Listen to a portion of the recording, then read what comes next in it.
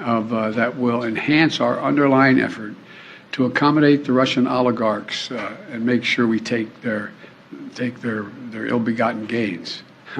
We're going to accommodate them. We're going to seize their yachts, their luxury homes, and other ill-begotten gains of Putin's kleptocracy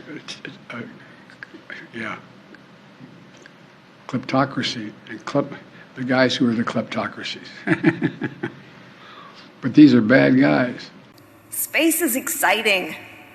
It spurs our imaginations, and it forces us to ask big questions.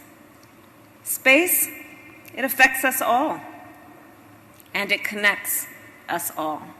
All right, guys, so I find this story right here to be absolutely hilarious because it goes against what the mainstream liberal media has been trying to portray about the relationship between Joe Biden and Kamala Harris as if it was a match made in heaven, okay? And the whole time, I mean, I've been saying that, hey, you know what?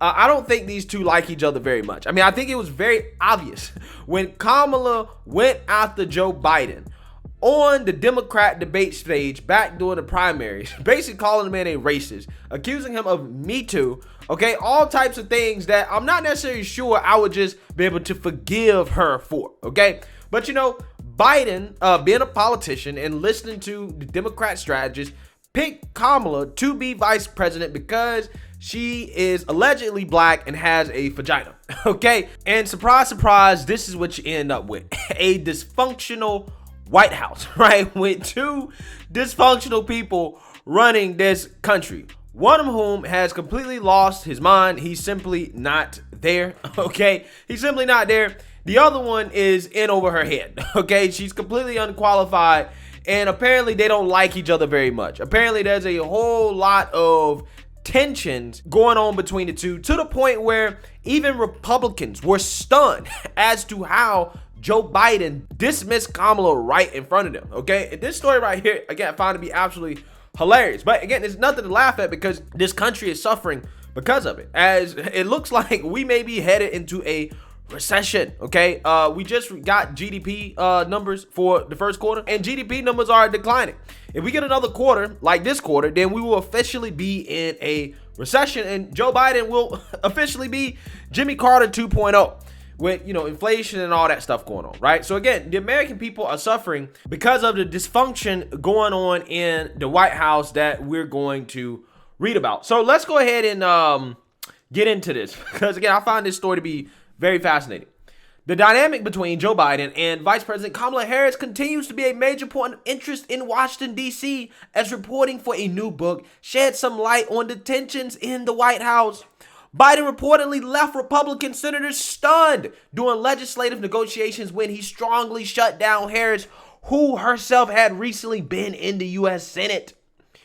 New York Times reporters Jonathan Martin and Alexander Burns detail in their upcoming book, This Will Not Pass, Trump, Biden in the Battle for America's Future, the Tense Exchange.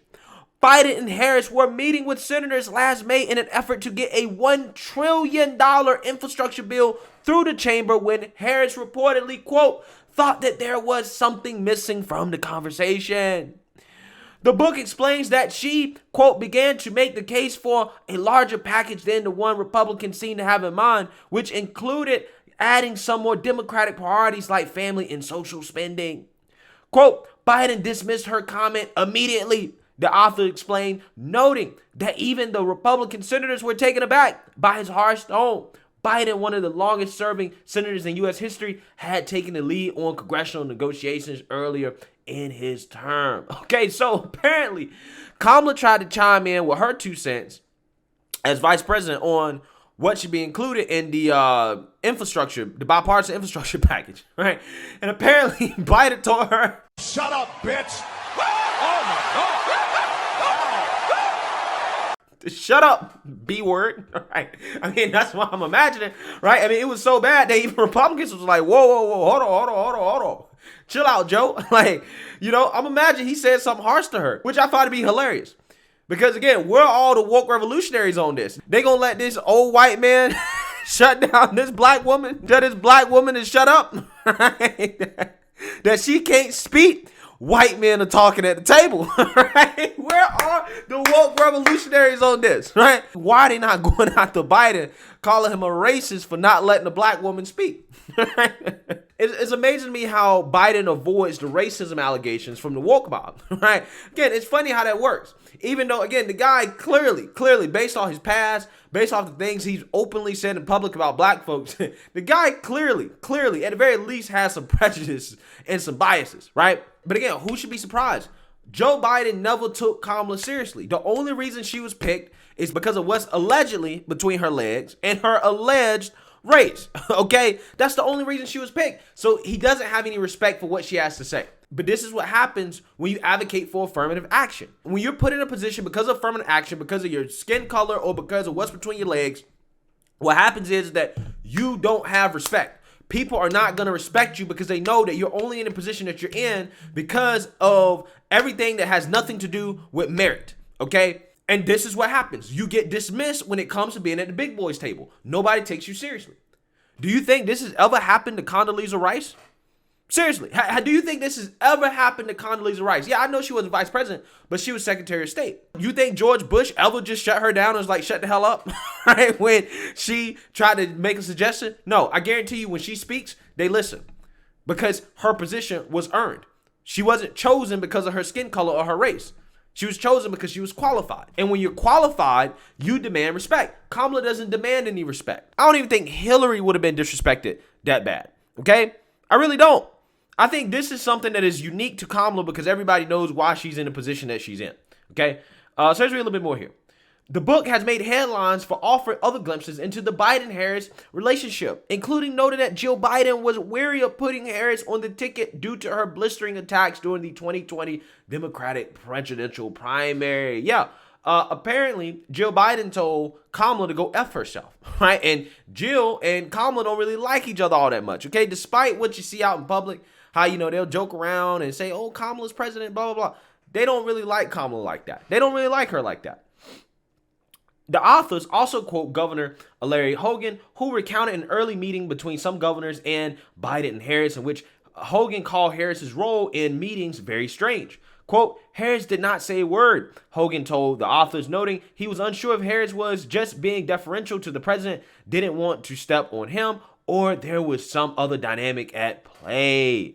Well, I think what happened is that Kamala, one, lacks confidence, okay? And you can tell based off the way she speaks, okay? That's why she's always so awkward with the things that she's saying, because she's not really confident herself. She knows that she's in over her head, okay? So she's trying to be perfect, right? I think, again, the other factor is that, yeah, Biden in private probably told Kamala, look, you're only in this position because you're a black woman and you have a vagina, allegedly. So you don't really need to speak, okay? You need to sit there, look pretty, don't speak, don't say nothing, right? When the big boys are talking, know your role, right? Like Cam Newton said, women, be quiet. I'm just saying, that's probably what Biden told her. I wouldn't be surprised. People got to remember, Biden historically has been a conservative Democrat until he got pushed to be far left from the wokes. But the dude still at his core is a more conservative Democrat. Wouldn't be surprised if he told that to her. Quote, some of Harris's advisors believe the president's almost entirely white inner circle did not show the vice president the respect she deserved. Martin and Burns also wrote in excerpts published online Tuesday. Well, I don't think that it has anything to do with race. It has everything to do with the fact that she's simply just not qualified, right? The fact that she was chosen based off her race and not her merits or her actual credentials. But again, if you bring that up and you say that, then the wokes will say that you're racist for bringing that up, right? Just like they said that when it came to Biden's affirmative action Supreme Court nominee, Ketanji Jackson. They said, well, if you got anything to say about the fact that Biden picked her solely because she was a black woman, well, that's racist, okay? But Biden was actually doing her a disservice by saying that. Instead of just picking her and saying, hey, you know what, I'm picking her because she's the most qualified, he went the affirmative action route. Same thing he did with Harris, right? Look what's happening. Quote, Harris worried that Biden's staff looked down on her. She fixated on real and perceived snubs in ways the West Wing found tedious. The authors added of Harris, who has yet to improve her dismal approval ratings. In another section, the authors explained that Harris's aides were unhappy she was given the southern border as a policy assignment and that they pushed instead for her to be made the liaison to the Nordic countries, a much more cushy assignment. Yeah, because Kamala doesn't want to take on the hard roles, right? There's two dynamics going on at play here. Kamala wants to take on the easy roles in which she can look good to build up her own clout, okay? So that she can run for president. Biden, on the other hand, doesn't want to take on the hard roles. He's giving that role to Kamala because he knows that's a no-win situation so that when ish hits the fan, like it has, he can say, well, it's not me.